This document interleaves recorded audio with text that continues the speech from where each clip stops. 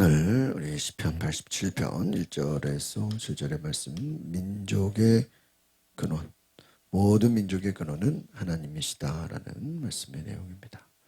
오늘 예루살렘이 멸망한 후에 이스라엘 사람들이 바벨론과 여러 나라에 흩어져 살던 모든 시간들을 바라보면서 하나님의 은혜, 하나님의 모든 임재 가운데 살았던 그 과거를 생각할 때 하나님은 모든 것을 베푸시고 은혜 가운데 인도하셨던 그 시간들을 생각해 봅니다.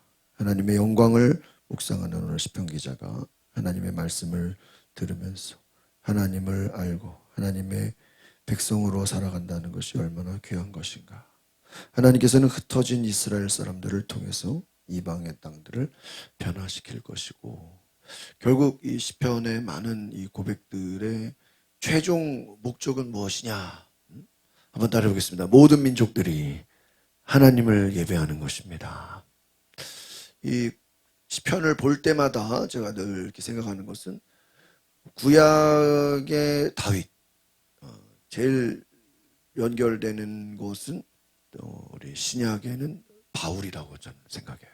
그래서 구약의 어떤 대표적인 사람은 저는 다윗을 생각하고, 신약에서는 바울이죠. 그 바울과 이 다윗의 공통점이 뭐냐? 바로 저는 그렇게 생각하는 거야. 모든 민족이 하나님을 찬양하는 것이다. 하나님을 예배하는 것이다. 그럼 바울도요, 우리가 보통 이방인의 사도라고 생각하지만 바울 역시도 이방인뿐만 아니라 유대인들도 하나님을 예배할 것을 그는 갈망했습니다. 그래서 그가 마지막에 로마서나 모든 그 마지막에 바울의 고백을 잘 보면 그 역시 온 땅의 하나님을 예배하고 찬양하고 높일 것을 그는 갈망했습니다. 결국은 하나님의 뜻이 무엇이냐? 바로 온 백성이 하나님을 예배하는 것이다. 하나님을 높이는 것이다. 하나님의 집을 사모하고 하나님의 은혜를 갈망하고 하나님의 임재를 찬양하는 것이다.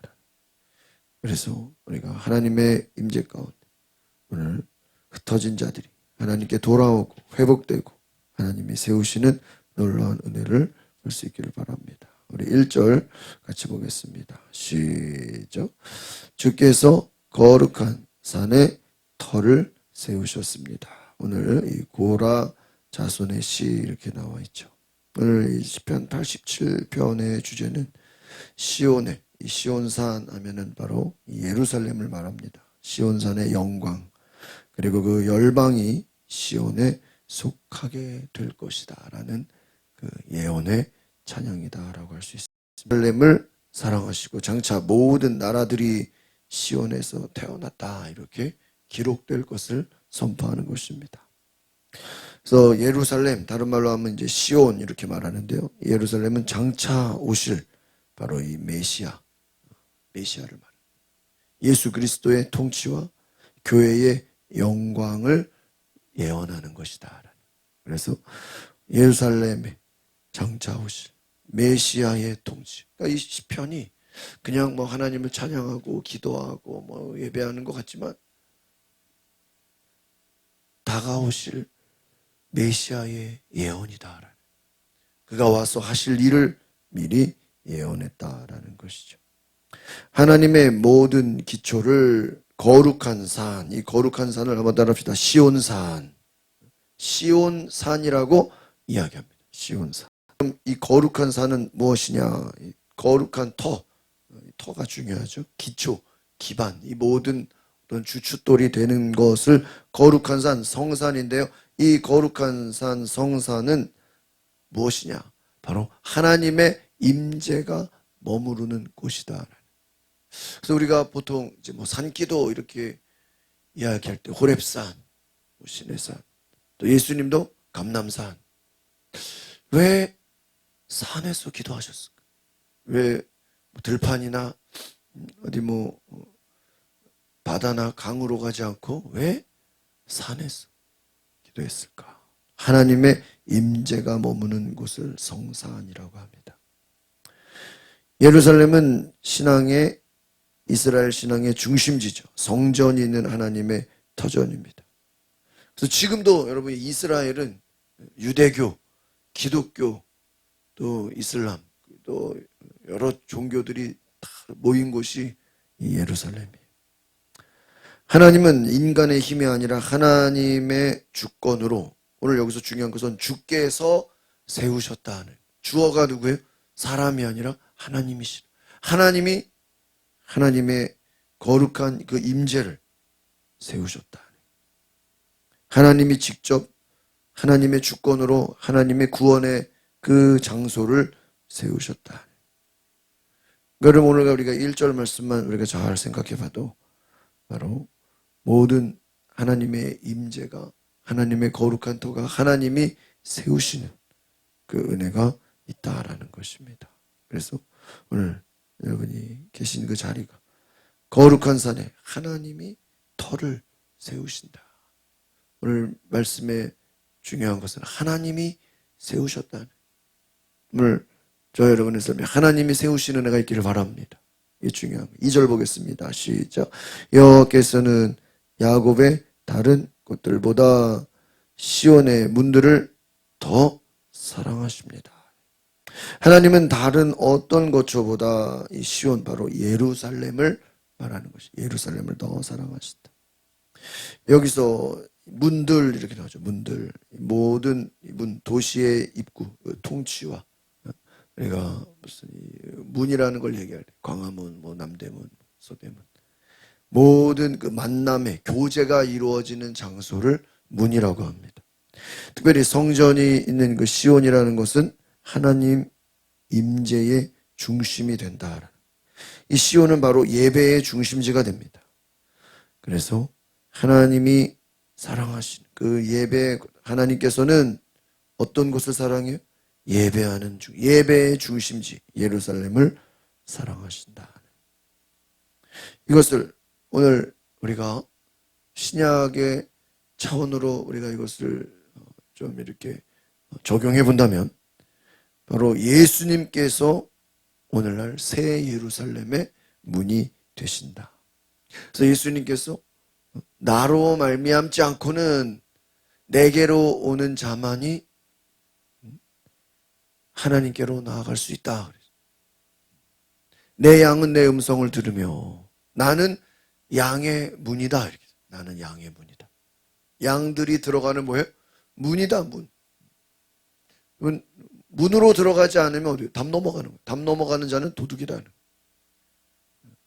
양의 문으로 들어가야 된다. 예수님이 새 예루살렘의 문이 되시고 우리로 하여금 하나님께 들어가게 하신다. 바로 이 시온의 문, 이 시온의 문이 누구예요? 바로 예수 그리스도라는 거예요. 예수 그리스도의 문을 통해서 우리는 하나님께 들어간다. 여러분, 이 시편의 고백을 잘 보면 결국은 이 시편의 많은 고백들이 예수 그리스도를 상징하고 있다는 거예요. 우리는 예수 그리스도를 통해서 하나님의 사랑을 받는다. 하나님께서는 시온의 문들을 어떻게 사랑한대요? 더 사랑한다. 그러니까 제가 어릴 때인가 부흥사 목사님한테 이런 얘기를 들었어요. 한번 따라해 보겠습니다. 하나님의 관심은 우리 안에 있는 예수 그리스도이다. 우리는요, 하나님이 우리를 사랑하시는 게, 잘 생각해 보세요. 그냥 한 사람 한 사람을 이 사람은 이래서 사랑하고 여러 가지, 우리는 뭔가 내가 하나님의 사랑을 받으려면 어떤 이유가 있어야 된다고 생각해. 뭐가 있어야 되고 뭐가 있어요. 뭐 내가 어떤 모습이 돼야 하나님이 나를 사랑하신다. 근데 여러분 생각해 봅시다. 여러분이 어떤 자녀들 어디 뭐 발표회나 어디 뭐 졸업식이나 어디 뭐 시상식 같은 데 가면 누구만 보여요? 내 자식만 보이는 거예요. 이렇게 제가 어디 애들 무슨 발표회 하는데 이렇게 가서 저도 봤는데, 어떤 엄마가 이렇게 애 영상을 찍는데 옆에서 내가 이렇게 딱 보니까요, 와, 어쩜 그래요? 핸드폰을 딱 이렇게 요즘 이렇게 세워서 찍잖아요. 찍는데 다른 애들은 하나도 안 나오고 자기 애만 찍고 있어.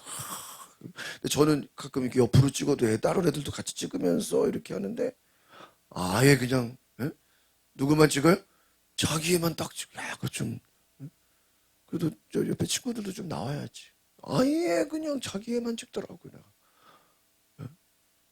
김혜수님 왜 그런 거예요? 그 옆에 친구들도 좀 같이 찍어야 되는 거 아니야? 그렇죠?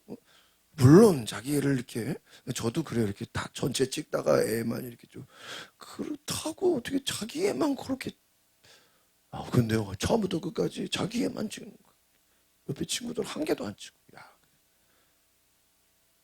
그럼 왜 자기 애만 찍죠? 왜 친구들은 한 개도 안 찍고? 왜 그래요? 에? 자기 자녀니까 남의 애는 관심도 없어요. 그 친구들 같은 애들도 좀 같이 이렇게 발표하면 찍어줘야지. 왜 자기 왜 그래요? 자기 자식이라서. 그럼 이걸 적용해 봅시다. 하나님이 우리를 사랑하시는데 우리를 사랑하시는 이유가 뭘까? 그냥 우리가 잘해가지고요? 우리가 능력이 있어서요? 아니에요. 하나님이 우리를 사랑하시는 데도 이유가 있어야 돼요. 물론 하나님 모든 민족 사랑하시고 모든 근데 하나님이 지금 뭐라 그랬어요? 더 사랑한다 그랬죠. 더 사랑한다. 그럼 하나님이 더 사랑하려면 이유가 있어야 돼요. 그게 뭘까요? 따라합시다. 우리 안에 예수님이 계시느냐. 이게 중요한 거예요. 그러니까 하나님 입장에서도 뭔가 누군가를 어떻게 해요? 딱 이렇게 포커스로 이렇게 딱 당겨가지고 부모가 자기 자식만 딱 이렇게 사진 찍듯이 하나님 입장에서도 우리를 더 사랑하시려면 이유가 있어야 돼. 내 속에 누가 계시냐?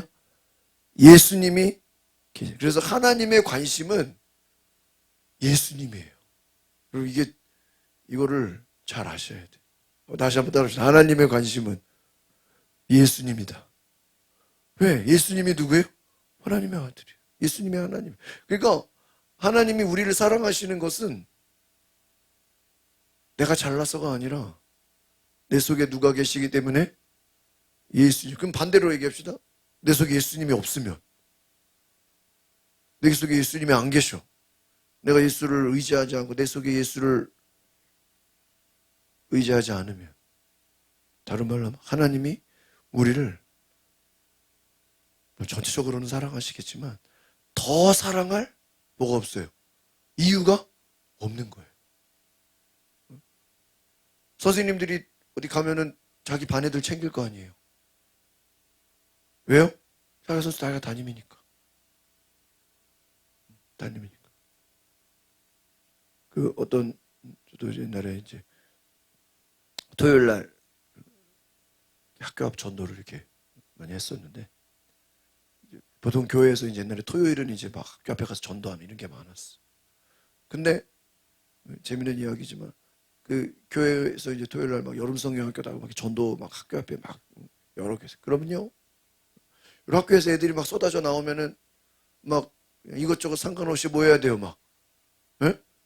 전도해야 되잖아, 애들 막 쏟아져 나오는데. 근데 많은 선생님들이요, 애들이 막 나오는데 그거 하지 않고 물어보는 거예요. 뭐라고 물어볼까요? 너 몇 학년이니? 몇 학년이니? 왜 그걸 물어보나 했더니 자기가 예를 들면 교회에서 어떤 선생님은 1학년 선생님이고 어떤 선생님은 3학년이고 어떤 사람은 6학년이면 누구를 전도하려고요? 자기 반 애들 전도하고 싶어가지고 몇 학년이니?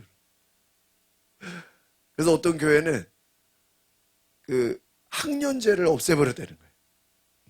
왜 하도 선생님들이 전도하러 가면은 뭘 따지고 있어요? 학년. 저학년이다 그러면 저학년만 전도하고. 그러니까 아예 그냥 자기가 전도했으면 자기 반으로 데리고 오도록 아예 그냥 1학년부터 6학년까지 그냥 아예 그냥 반을 학년을 안 따지고 그냥 무학년제를 했다는 거예요. 한 이유가 선생님들 전도할 때 너무 저기 학년을 따지고 전도하니까 그랬다는 얘기를 들었어요. 여러분 우리가 생각해 보면 왜 그래요? 자기 반 아이 부흥하고 싶은 거죠. 하나님의 관심은 예수 그리스도다. 예수 그리스도를 영접한 자, 예수 그리스도가 그 안에 있는 자들은 하나님이 어떻게 해요? 더 사랑하시는 줄 믿습니다. 그래서 우리가 누구를 믿어야 돼요? 예수님을 믿어야 돼요. 그래서 구약의 모든 이런 예언서도 결국은 그들의 고백은 다가올 메시아, 그에 대한 관심. 그래서 더 사랑하죠. 오늘 참 재밌죠. 3절 보겠습니다. 시작. 오 하나님의 성아, 너를 향해 영광스럽다고 하신다. 이야, 하나님의 영광. 예수님은 성전보다 크신 분인데 하나님의 성, 바로 시온의 영광. 역시 이것도 예수님이다. 예수님은 성전보다 크신 분이고 새로운 시온의 영광이시다. 그래서 하나님의 영광이 머무는 성소가 되라. 너를 향해 영광스럽다고 하신다. 하나님이 함께 하신 그 임재와 영광이 드러나는 것이 바로 하나님이 성소다. 4절 보겠습니다. 시작. 내가 나를 아는 사람들 가운데 라합과 바벨론에 관해 말하리라. 블레셋과 두로와 에티오피아를 보라. 이곳 사람들도 시온에서 여기서 나오는 라합, 애굽을 상징하는 표현이 바로 이 라합입니다. 오늘 이 4절 말씀은 이방 나라들도 시온에서 태어난 자로 여겨질 것이다. 오늘 이 내용을 잘 보시면 하나님의 구원은 이스라엘만이 아니라 열방에게도 주어질 것이다. 메시아적 선언이에요. 결국 여러분 예수 그리스도의 구원은 이스라엘만 위한 것이 아니죠. 이 구약을 잘못 해석하면 하나님은 이스라엘만 사랑하시고 뭐 이방 민족들은 그냥 다 심판하신다고 우리가 생각할 수 있는데 그렇지 않아요. 하나님의 구원은 물론 이스라엘에서 시작하지만 열방에도 다른 민족에게도 블레셋, 두로, 에티오피아 모든 이들에게도 주어질 것이다. 그래서 하나님의 백성이라는 것은 한번 따라해 보겠습니다. 혈통이 아니라 하나님을 믿는 자들. 혈통은 누구를 얘기하는? 유대인을 얘기하는 거예요. 유대인들은 자기만 구원받는다고 생각해요. 아니에요. 하나님을 믿는 자는, 예수 그리스도를 믿는 자는 이방인이나 유대인 상관없이 다 구원에 이른다 하는 거예요. 그래서 5절 보겠습니다. 시작. 시온에 대해서는 이렇게 말하리라. 이 사람과 저 사람이 다 시온에서 났고 지극히 높으신 분이 직접 시온을 세우셨다. 하나님께서 새로운 공동체, 오늘날로 말하면 교회를 세우셨다. 하나님의 백성들을 세우신다. 이 사람 저 사람 다 시온에서 났다. 이방인들로 하여금 하나님의 백성이 되도록 시온에서 나게 할 것이다. 이 시온에서 난다는 굉장히 영적인 의미죠. 하나님께서 친히 이방인들로 하여금 하나님의 백성이 되게 하신다. 굉장히 중요한 말씀입니다. 6절 보겠습니다. 시작. 여호와께서 그 백성들을 등록하실 텐데 그때는 이 사람이 시온에서 났다라고 하실 것이다. 하나님께서 시온에서 새로 태어난 이방인 성도들을 하나씩 기록하신다. 하나님께서 친히 그 이름을 생명책에 기록하신다. 백성들을 등록하신다. 그래서 계시록 21장에도 예수 그리스도는 생명책의 중심이 되시고 믿는 자의 이름을 어린 양의 책에 기록한다. 이렇게 나와 있어요. 그러니까 하나님의 관심은 물론 유대인들을 사랑하시지만 이방인들도 하나님 사랑해 안 사랑해요? 사랑하신다. 이방인들도 사랑해요. 이방인들도. 우리 강서구 우리 저희 감리교회 옆에 주변 목사님들 중에 한 3가정이 이렇게 지금은 2가정이네. 입양을 해서 입양해서 자녀들을 키우는데 예전에는 또 세 가정이었어요. 근데 어떤 목사님이 그런 얘기예요. 우리가 진짜 하나님의 사랑을 경험하려면 자녀를 입양해 봐야 한다는 거예요. 왜냐하면요, 모든 부모들이 다 자기 자식은 사랑해 안 사랑해? 자기 자식 안 사랑하는 부모 있어요?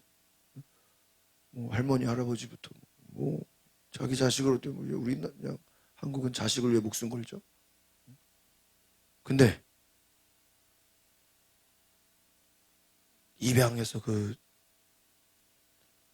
자식도 내 자식처럼 사랑하는 게 진짜 하나님의 사랑이라는 거예요.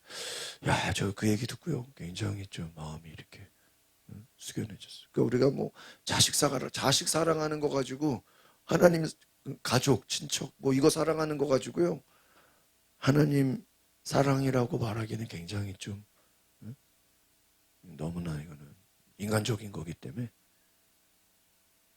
진정한 하나님의 사랑을 입양을 해야 된다. 그런 자식까지도 똑같이 사랑하는 그 가정교회 막 이렇게 가정교회라는 이름으로 이렇게 사역하는 교회들이 있거든요. 그래서 제가 이제 아는 목사님 이제 가정교회 그래서 뭐 가정교회가 뭐예요? 딱 이렇게 한마디로 말하면 교회 안에 다른 자식들도 누구처럼요? 내 자식들처럼 사랑하는 게 가정교회라는 거예요.